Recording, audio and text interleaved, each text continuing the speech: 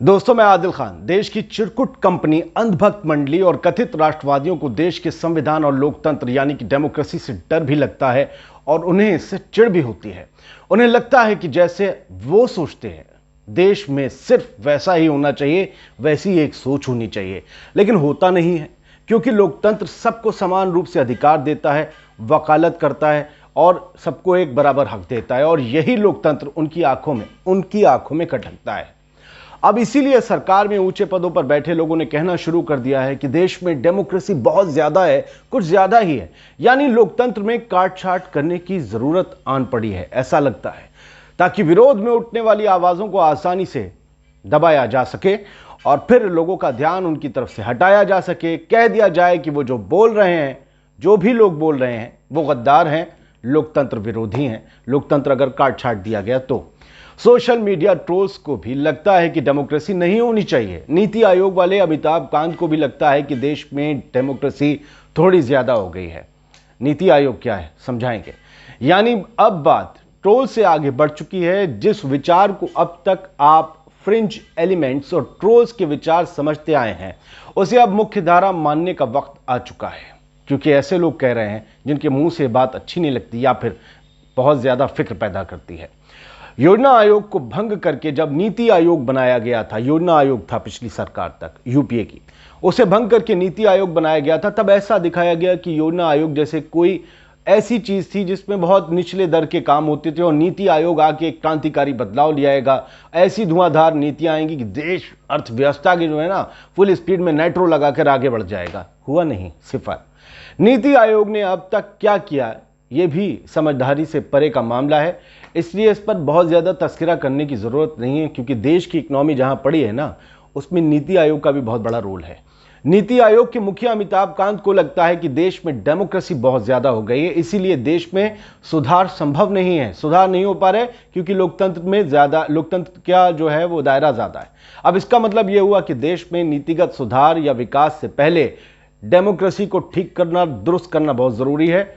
काट छाट कर डेमोक्रेसी को, लोकतंत्र को, नागरिक अधिकारों को कम कर दिया जाए। डेमोक्रेसी रहती है तो वाकई नेताओं के लिए बहुत बड़ा संकट रहता है। खराब कानूनों का विरोध होता है, खराब नीतियों का विरोध होता है, हो रहा है, किसान सड़क पे है, भ्रष्टाचार का विरोध होता है, लूट का विरोध होता है, जनता तरह तरह की मांगे रखती है, सवाल पूछती है, सवाल तो सत्ता को मंजूर नहीं, जनता में असंतोष पनपता है, जनता अपना मत जाहिर कर सकती है, जनता अपना अधिकार मांगती है और इस सबसे सत्ता को, और इससे पहले राजशाही में राजाओं को डर लगता था। सत्य हिंदी एक वेबसाइट है, उसके मुताबिक नीति आयोग के सीईओ अमिताभ कांत एक ताजा बयान पर जबरदस्त विवाद में घिर चुके हैं। रिपोर्टिंग की गई कि उन्होंने ये बयान दिया है भारत में लोकतंत्र कुछ ज्यादा ही है। इस बयान की तीखी आलोचना की जा रही थी कि अभी अमिताभ कांत ने ही एक और बयान देकर इस विवाद को और तूल दे दिया। उन्होंने कह दिया कि उन्होंने वो कहा ही नहीं था और उन्होंने आर्थिक मामलों को लेकर बयान दिया था। यानी उनका कहना साफ था कि उनके बयान को तोड़ मरोड़ कर पेश किया गया। लेकिन पूछा जाए कि आर्थिक मामलों में लोकतंत्र का क्या मतलब था, लोकतंत्र वाले बयान को क्यों लाया गया था, जवाब नहीं। लेकिन शायद अमिताभ कांत ये भूल गए कि उन्होंने जो भी कुछ कहा था वो दर्ज था, वीडियो में कह के नहीं निकल सकते। स्वराज मैगजीन ने भी इसी पर सफाई जारी की। स्वराज मैगजीन को इंटरव्यू दे रहे थे, इसने ट्वीट किया कि अमिताभ कांत से बातचीत पीएलआई और विनिर्माण पर थी और राजनीतिक प्रणालियों पर नहीं थी। कुछ शरारती तत्वों ने इसे संदर्भ से पूरी तरह से बिल्कुल और उद्धत करने का प्रयास किया है, यानी भटकाया गया है, गलत मतलब निकाले गए, काट छाट की गई है। इस पर भी लोगों ने प्रतिक्रिया दी। जाने माने वकील प्रशांत भूषण साहब ने ट्वीट किया, बहुत बड़े जानकार हैं कानून के।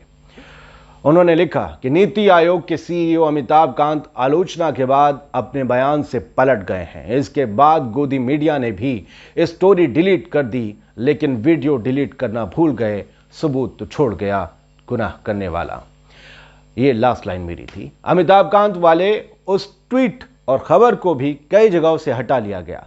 फैक्ट चेक करने वाली एक वेबसाइट ने लिखा कि हिंदुस्तान टाइम्स का ट्वीट और लेख पीटीआई की रिपोर्ट के आधार पर था। PTI, press trust of India, उस पर ट्रस्ट करना बहुत जरूरी है। वैसे हिंदुस्तान टाइम्स ने ट्वीट और लेख डिलीट कर दिया। लेख के लिंक पर अब लिखा आ रहा है, news agency press trust of India से छपी ये स्टोरी वापस ले ली गई है। जबकि अर्क न्यूज के अनुसार पीटीआई की story financial express, India today, Indian express जैसी बहुत बड़ी वेबसाइटों पर उपलब्ध है। अर्क न्यूज के मुताबिक उस कार्यक्रम की रिकॉर्डिंग सुनने पर पता चलता है कि अमिताभ कांत ने एक बार नहीं बल्कि दो बार कहा कि भारत में लोकतंत्र कुछ ज्यादा ही है। अब दोनों बार वो आर्थिक मामलों बोल रहे थे, जैसा अगर पहली बार की उनकी बात पर दलील पर मान भी लिया जाए। रिपोर्ट के मुताबिक पहली बार तब उन्होंने कहा, तब वो कह रहे थे भारत में हम लोकतांत्रिक कुछ ज्यादा ही हैं, हम लोग जो हैं वो लोकतांत्रिक कुछ ज्यादा ही हैं।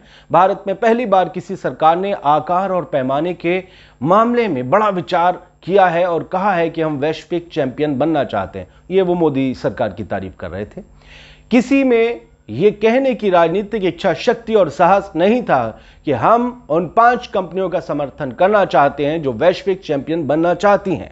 हर कोई कहता था कि मैं भारत में सभी का समर्थन करना चाहता हूं, मैं सभी से वोट प्राप्त करना चाहता हूं। ये उनका पूरा बयान था। वो मौजूदा मोदी सरकार की तारीफ कर रहे थे, करना भी चाहिए। उन्होंने उन्हें नीति आयोग का हेड बनाकर बैठाया है। भाई उनकी नहीं तारीफ करेंगे तो मेरी थोड़ी ना करेंगे, जो आपको समझाने की कोशिश कर रहा है इतनी बक करके। तो लगातार जो इस तरीके के बयान आ रहे हैं और नीति आयोग की तरफ से, उनकी टॉप चेयर की तरफ से ऐसे बयान आने की बात से यह जाहिर जरूर होता है कि डेमोक्रेसी को लेकर विपक्ष और बाकी जो बुद्धिजीवी हैं सवाल उठा रहे थे, बार बार एक खदशा पैदा कर रहे थे कि लोकतंत्र जो है वो देश का कमजोर किया जा रहा है और खतरे में है और इसको लेकर भारी चोट हो रही है। ये बयान जो है उस पर कहीं ना कहीं तस्दीक करता है, उस पर दस्तखत करता है। अब देखना ये होगा कि आगे आने वाले वक्त में भारत के लोकतंत्र को लेकर क्या होता है, क्योंकि जो मौजूदा हालात हैं देश के वो फिक्र पैदा करते हैं। आप लोग अपना ख्याल रखिएगा। जय हिंद।